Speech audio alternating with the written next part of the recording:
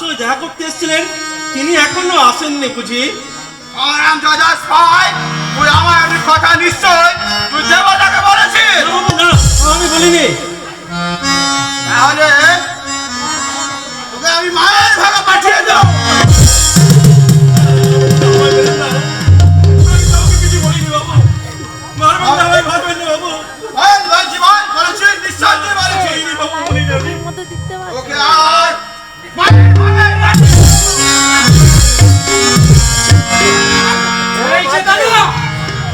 ওনাকে মারছেন কেন? নিজের কাজে যান মশাই, নিজের কাজে যান। আজ সালাকে আমি শেষ করে ছাড়ব। হাত ছাড়ুন বলছি, হাত ছাড়ুন, নইলে পানি করুন। কি করবেন? কিছুই করতে পারবেন না। যান। পানি না করে ঘরের ছেলে ঘরে ফিরে যান। যাচ্ছি যাচ্ছি যাচ্ছি, তবে সুযোগ পেলেছে না এই বদলাটা নিতে আমি ভুলব না। মনে রাখবে।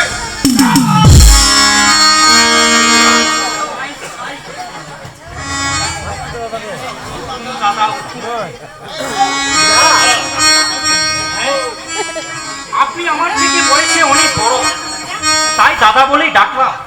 আজ থেকে অনেক দিন আগে আমার ভাই হারিয়ে গেছে, সে আমাকে আর দাদা বলে ডাকে না।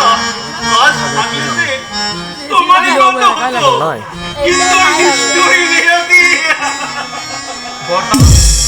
প্লিজ কাঁদবেন না।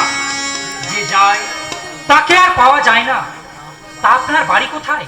এই পাশেই রতনপুরে। তা ভাই, তোমার কি নাম? কোথায় তোমার বাড়ি? নাম আমার সব্যসাচী, থাকি এই নীল আকাশের নিচে।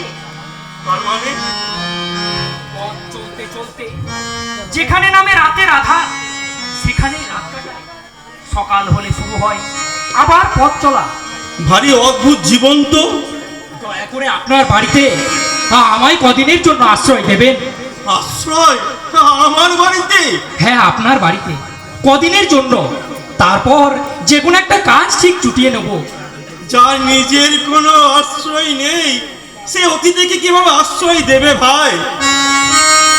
আজকে সমাজে ওই বড়লোক বাড়ির কুকুর যে আদর যত্ন পায়, একজন মানুষ তা পায় না।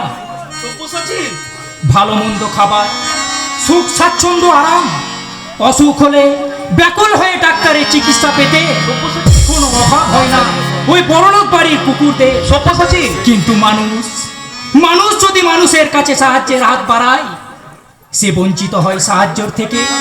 সহানুভূতির পরিবর্তে পায় লাঞ্ছনা, বঞ্চনা, রাশি রাশি ঘৃণা। নিষ্ঠুর সব্যসাচী, মানুষ